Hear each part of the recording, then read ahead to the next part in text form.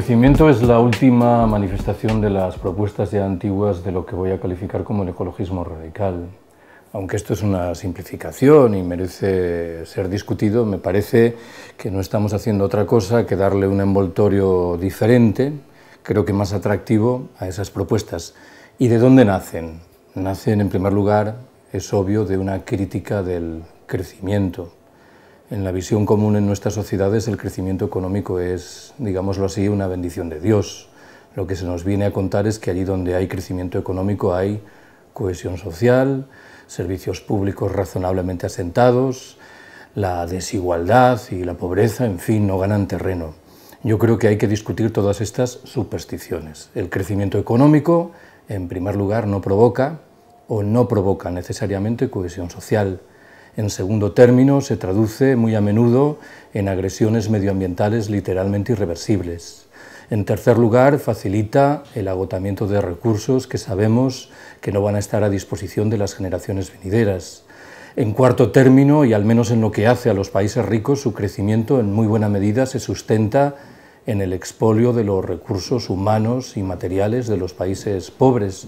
Y para dejar las cosas ahí, el crecimiento económico facilita entre nosotros el asentamiento de lo que algunos autores llaman un modo de vida esclavo, en virtud del cual tendemos a pensar que seremos más felices cuantas más horas trabajemos, más dinero ganemos y sobre todo más bienes acertemos a consumir.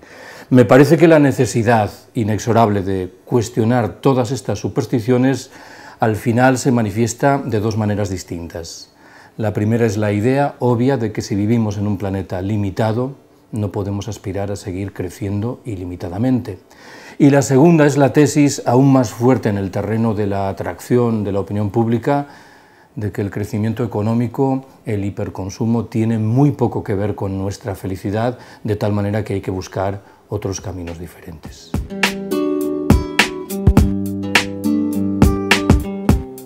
Admitiré de buen grado que la palabra de crecimiento es problemática.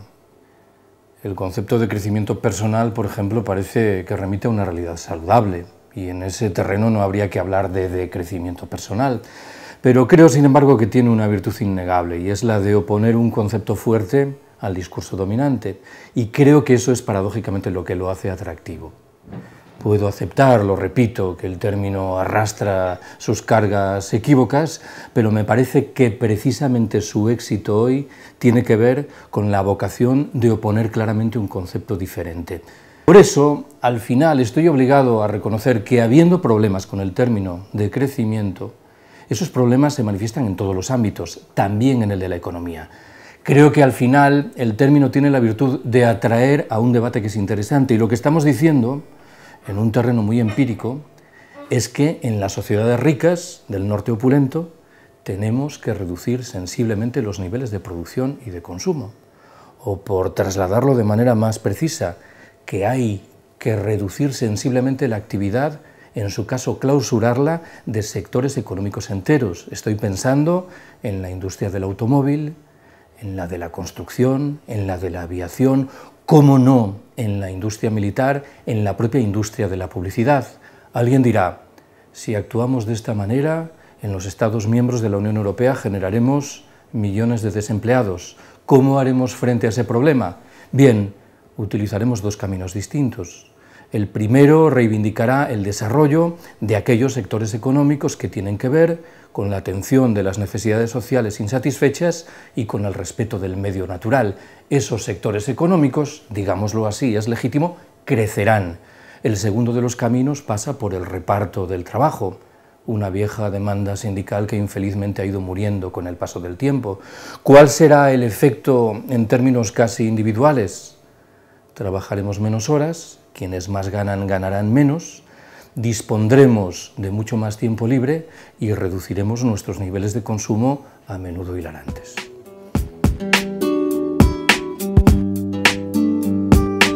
Pudiera parecer que estamos reivindicando la irrupción de unas reglas del juego completamente nuevas y desconocidas. No es así.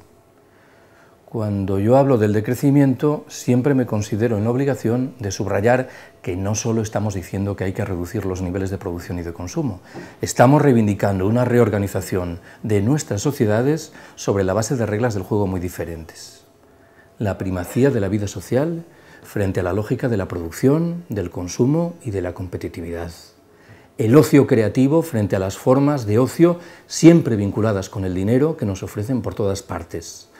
El reparto del trabajo, el establecimiento de una renta básica de ciudadanía que permita hacer frente a los problemas inevitables que se derivarían de la aplicación de una estrategia de decrecimiento, la necesidad inexorable de reducir el tamaño de muchas de las infraestructuras productivas, administrativas y de transporte, la recuperación de lo local frente a lo global en un escenario de recuperación paralela de la autogestión y de la democracia directa, o en fin, y en el terreno personal, la sobriedad, la sencillez voluntarias.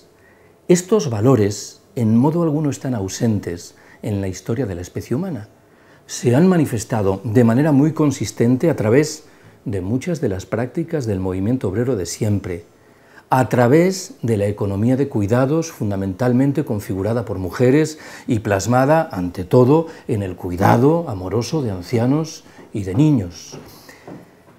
En la propia institución familiar, donde no impera la lógica de la competición feroz, sino más bien las leyes del juego propias del don, del regalo, de la gratuidad, o en fin, en muchas de las prácticas de esos pueblos que nos empeñamos en descalificar como si fuesen primitivos y atrasados y que tienen mucho que decirnos en lo que respecta a procedimientos para liberarnos del callejón sin salida en el que estamos. No son, por tanto, valores que estemos inventando, son valores que desgraciadamente nuestra civilización ha ido arrinconando hasta conducirnos a este lugar en el que nos hallamos.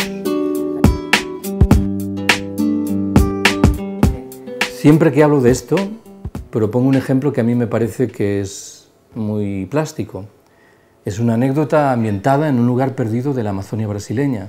Unos misioneros se adentran en esa región y se topan con unos indios que se dedican fundamentalmente a cortar leña con instrumentos muy primitivos.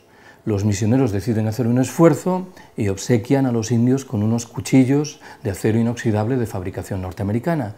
Un par de años después regresan a aquel lugar, hablan con los indios y uno de los misioneros pregunta: ¿qué tal los cuchillos? Y uno de los indios responde: muy bien, tardamos ahora 10 veces menos tiempo que antes en cortar la leña. El misionero inmediatamente afirma: me imagino que estaréis produciendo entonces 10 veces más leña que antes. El indio replica perplejo: no señor, seguimos produciendo la misma cantidad de leña que antes, solo que ahora disponemos de 10 veces más tiempo libre para dedicarlo a aquello que objetivamente tiene que ver con nuestro bienestar, con nuestra felicidad. Este sí que es un chip mental que infelizmente hemos perdido en eso que llamamos las sociedades industriales avanzadas.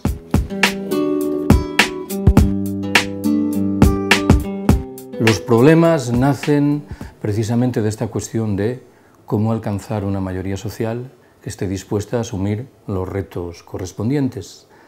Aquí, de nuevo, me parece que se revelan dos caminos diferentes. El primero es el de la actividad de los movimientos sociales en su esfuerzo de sensibilización de la ciudadanía. El segundo de los caminos hay que explorarlo con más detenimiento. No pasa por los movimientos sociales ni por su tarea de difusión de proyectos alternativos. Nos habla de ciudadanos comunes que, en virtud de sus propios procesos mentales, sin necesidad de haber leído a Latouche o de vincularse con un movimiento preciso, llegan a conclusiones muy similares a las nuestras. Y este no es un camino nada despreciable, tanto más en un escenario de crisis como aquel en el que estamos, en el que sospecho que, pese a todo, hay una minoría de la ciudadanía que empieza a abrir los ojos ante la sinrazón del sistema y empieza en paralelo a hacerse las preguntas relevantes. Uno de los libros interesantes sobre el decrecimiento es el de Clive Hamilton, El fetiche del crecimiento. En una de sus páginas se hace eco de un estudio realizado en el mundo escandinavo. Admitamos que es una realidad muy singular, bien lo sabes, con niveles de cobertura social mucho más grandes que los nuestros, pero nos dice algo interesante. Se refiere a una figura que bien conocemos, la de una persona de edad que pierde su puesto de trabajo y se topa con enormes problemas para encontrar otro nuevo, con la zozobra psicológica consiguiente. Bueno, pues en el mundo escandinavo, en Noruega, en Suecia, en Finlandia, al parecer, según Hamilton, empieza a menudear la figura de esta persona que descubre que con un subsidio público que probablemente equivale a una cuarta o a una quinta parte del salario que antes percibía, inmerso en ese modo de vida esclavo de trabajo frenético, es infinitamente más feliz, reduciendo significativamente, que puede hacerlo, sus niveles de consumo. Quiero subrayar que el ejemplo que propongo no es el de un activista hiperconsciente, es el de una persona normal que, en virtud de su vida social, acaba por llegar a conclusiones muy similares a las nuestras.